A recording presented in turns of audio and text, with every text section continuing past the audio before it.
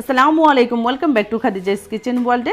আমি আজকে একটা মজার রেসিপি আপনাদের সাথে শেয়ার করতে যাচ্ছি, বাঁধাকপি গাজর দিয়ে পাকোড়া। আমার বাচ্চারা এই পাকোড়াটা তো খুবই পছন্দ করে। আপনাদের ভালো লাগবে কিনা জানি না, তবে আপনারাও করে দেখবেন এবং আমাকে কমেন্টে জানাবেন। যদি ভালো লেগে থাকে তাহলে লাইক, শেয়ার এবং সাবস্ক্রাইব করতে ভুলবেন না। তাহলে চলুন কী কী লাগছে।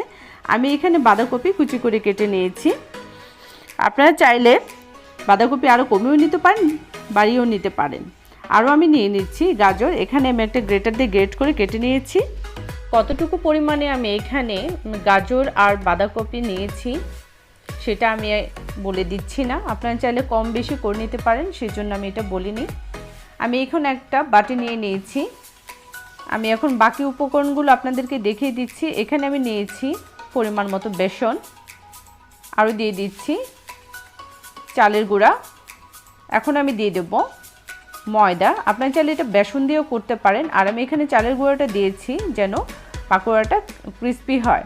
এখন আমি দিয়ে দিচ্ছি 1 চা চামচ পরিমাণ ধনে গুঁড়া, দিয়ে দিচ্ছি 1 চা চামচ হলুদের গুঁড়া, এখন দিয়ে দিচ্ছি 1 চা চামচ পরিমাণ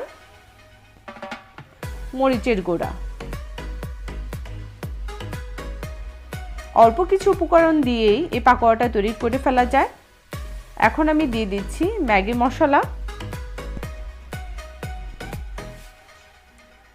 ম্যাগি মশলাটা এই পাকোড়াটাকে টেস্টটা বাড়িয়ে দেবে। ঘরে থাকা জিনিস দিয়েই তৈরি করে ফেলতে পারবেন অল্প সময়ের মধ্যে এই পাকোড়াটি। এখন আমি দেখিয়ে দিচ্ছি আর উপকরণগুলো।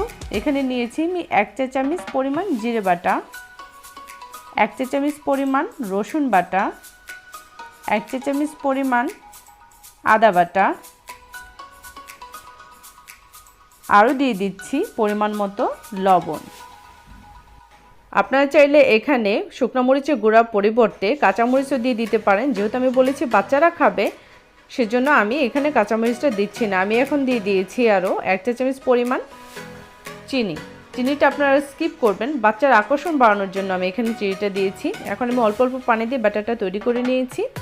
ব্যাটারটা খুব বেশি পাতলা হবে না, একটু ঘন থাকবে, কারণ আমি যখন সবজিটা দিয়ে দেব তখন ব্যাটারটা পাতলা হয়ে যাবে। ওই পর্যায়ে আপনারা যদি মনে করেন যে না ব্যাটারটা পাতলা হয়ে গেছে বা সবজিটা দেওয়ার পর পানি ছেড়ে দিয়েছে, তখন ওই পর্যায়ে আপনারা চাইলে এখানে বেসন অথবা আর একটু ময়দা দিয়ে দিতে পারেন। আমি এখানে চালের গুঁড়োটা দিয়েছি যেন আমার পাকোড়াটা ক্রিস্পি হয়।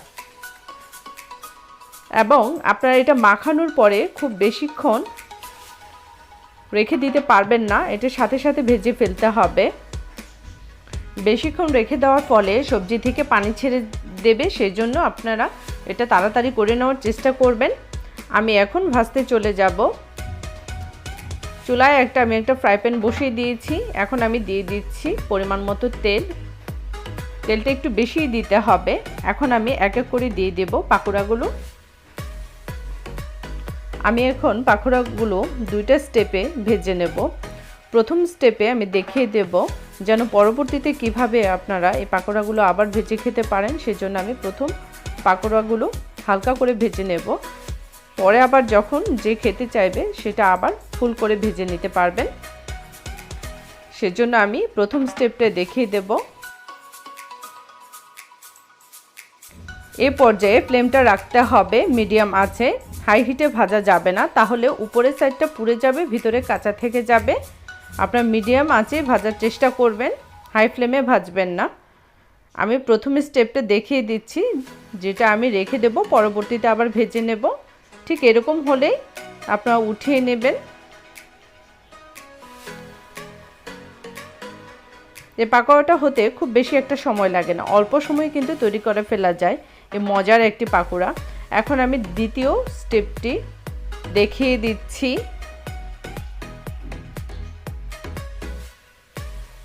যখন দেখবেন পাকোড়া কালার ঠিক এরকমটা হয়ে গেছে, বুঝে নিতে হবে আপনার পাকোড়াগুলো হয়ে গেছে। আমি এখন পাকোড়াগুলো উঠিয়ে নিচ্ছি প্লেটে একটা টিস্যু দিয়ে, তারপর আপনার পাকোড়াগুলো রেখে দিতে পারেন। আমি দেইনি। আমার পাকোড়াগুলো ভাজা হয়ে গেছে, দেখুন দেখতে কত সুন্দর হয়েছে। এটা আমি প্রত্যেকটা ভিডিওতেই বলি কিন্তু আসলে আপনারা যদি না করেন তাহলে বুঝতে পারবেন না আসলে দেখতে যত সুন্দর হয় খেতেও তত মজা। সেজন্য করে দেখবেন। এইখানে আমি হালকা করে যেগুলো ভেজে নিয়েছি সেগুলো আমি পরে ভেজে নেব। ঠিক এরকম হলেই উঠিয়ে নিতে হবে। আর যেটা আমি কড়া করে ভেজে নিয়েছি সেটাও আমি দেখিয়ে দিচ্ছি। আর এই পাকোড়াগুলো গরম গরম খেতেই বেশি মজা লাগে, ঠান্ডা হয়ে গেলে তেমন একটা মজা লাগে না। সেজন্য আপনারা গরম গরম খেতে চেষ্টা করবেন। আমি দেখিয়ে দিচ্ছি ভিতরটা কেমন হয়েছে। বাচ্চারা তো পছন্দ করবেই, আপনারা তো আরও করবেন। এরকম মজার রেসিপি পেতে আমার চ্যানেলের সাথেই থাকবেন। আজকের মতো এখানেই বিদায় নিতে হচ্ছে। আরও একটি নতুন ভিডিওর আমন্ত্রণ জানিয়ে খুদা হাফেজ, ভালো থাকবেন।